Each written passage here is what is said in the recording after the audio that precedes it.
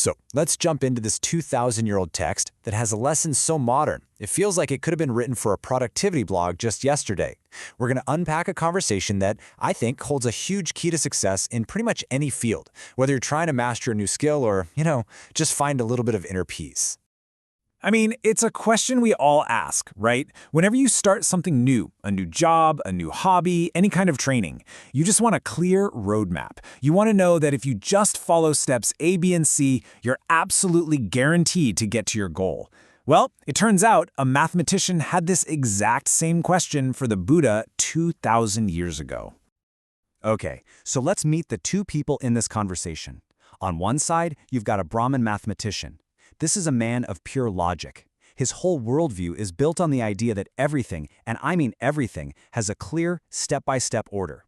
And on the other side, we have the Buddha, an enlightened teacher, whose perspective, well, it goes way beyond just simple mechanics. It's a classic setup. Pure logic meets profound wisdom. So the scene is set.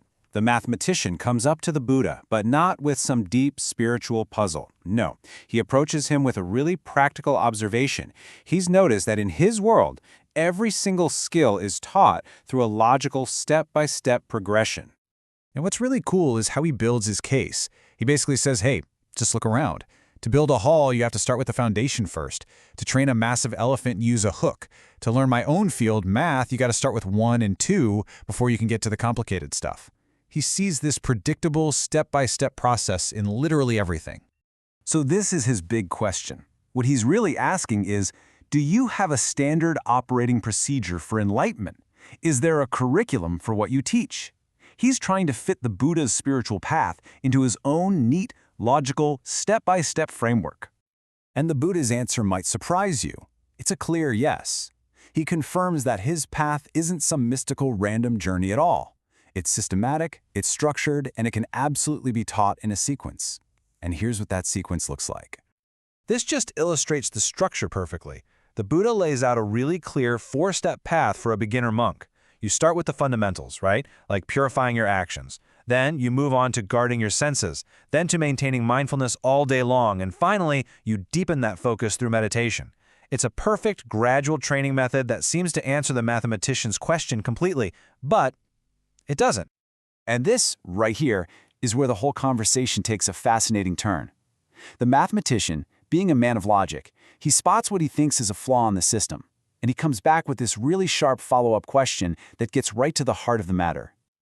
What a brilliant question, right? He's saying, okay, look, the goal is defined, it's nirvana. The instructions are crystal clear, your 4-step path. And the teacher, you, is obviously the best there is. So why isn't there a 100% success rate? Why does one person make it and another one doesn't? It's a paradox that, honestly, you could apply to any field of learning today. Now, instead of giving some complex philosophical lecture, the Buddha does something amazing. He just responds with a simple, powerful story. A parable. He doesn't explain the paradox directly. He illustrates it with a story that he knows the mathematician will instantly get. So the setup is super simple. The Buddha just flips the question back onto the local expert. He asks the mathematician, you live here, you know the area. Do you know the way to the nearby city of Rajagriha? And the mathematician, of course, says, yes, absolutely, I know the way perfectly. Then the Buddha presents the first scenario. He says, imagine a man comes to you and he asks for the way to Rajagriha, and you give him perfect step-by-step directions. But this man, even though he heard your clear guidance, he decides to take a different road. He goes the wrong way, and, well, predictably, he never makes it to the city. Okay, now for scenario 2. Another traveler comes along, he asks for the exact same directions. You tell him exactly what you told the first man, but this traveler, he listens carefully. He follows the path you laid out for him, and he arrives safely at his destination. So same teacher, same instructions, completely different outcome. And right there, in that simple little story, is the answer to the mathematician's paradox. The Buddha is about to reveal this crucial difference between teaching and learning, between getting guidance and actually taking action. So here's the absolute heart of it. The Buddha asks the mathematician, in that situation, what is your fault? The city exists, the path to it exists. You, the guide, are right there to point the way. What else can you possibly do?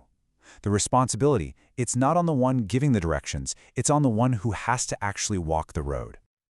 And this is the timeless lesson, isn't it? A great coach, a brilliant professor, an enlightened master. They can give you the perfect playbook, the flawless map. They can show you exactly how to get where you want to go. But they cannot walk the path for you. The effort, the discipline, the actual journey, that responsibility is yours, and yours alone. And the effect of this simple parable is just profound. The man of logic completely gets it. He finally understands this deep lesson about personal responsibility, and he declares the Buddha's teaching to be supreme. You know, the simple story worked where a really complex argument might have just failed. So, that leaves us with a question for ourselves. In our own lives, we all have guides, right? Mentors, books, courses, you name it. We have the map. The real question this ancient text leaves us with is this: are we actually walking the path?